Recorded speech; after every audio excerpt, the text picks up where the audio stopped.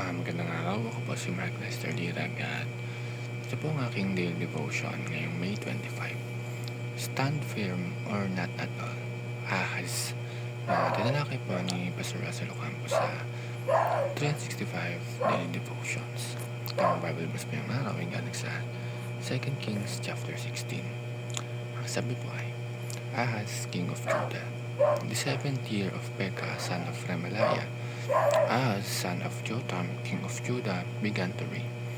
Ahaz was 20 years old when he became king, and he reigned in Jerusalem 16 years. Unlike David, his father, he did not do what was right in the eyes of the Lord his God.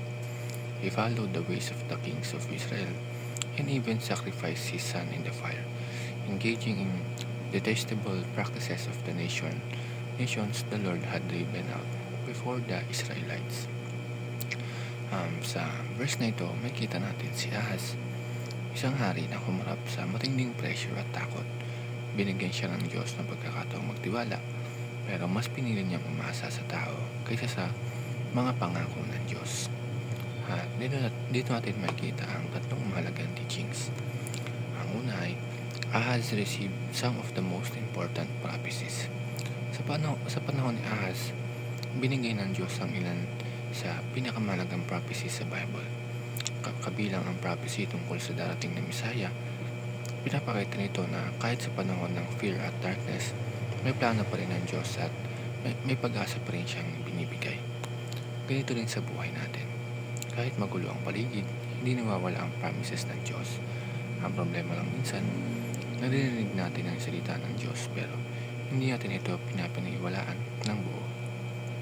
Second, Ahaz trusted human power over God's promises. Sa halip na magtiwala sa Diyos, pinili ni Ahaz na umasa sa ibang nation para sa protection at security.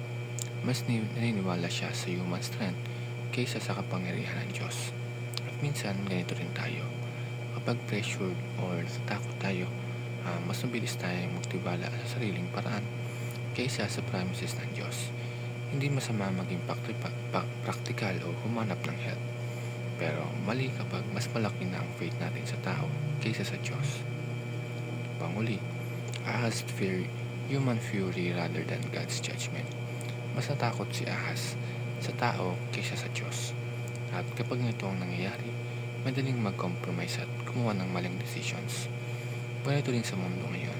Minsan, mas iniisip natin ang sasabihin ng ibang tao kaysa sa tama sa harap ng Diyos.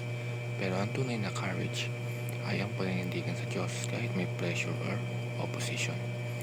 Ang devotion na ito ay paalala na ang faith ay hindi lang tungkol sa paniniwala, kundi sa paninindigan. So ngayon, tanongin natin ang ating mga sarili. Kapag may pressure at fear sa buhay ko, saan ako kumakapit? Sa human strength ba o sa promises ng Diyos?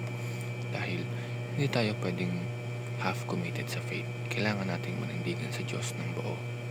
Tandaan natin ito. Kapag ang Diyos ang foundation natin, kahit anong pressure pa ang dumating, kaya tayong patatagin ng Panginoon. Yun lang.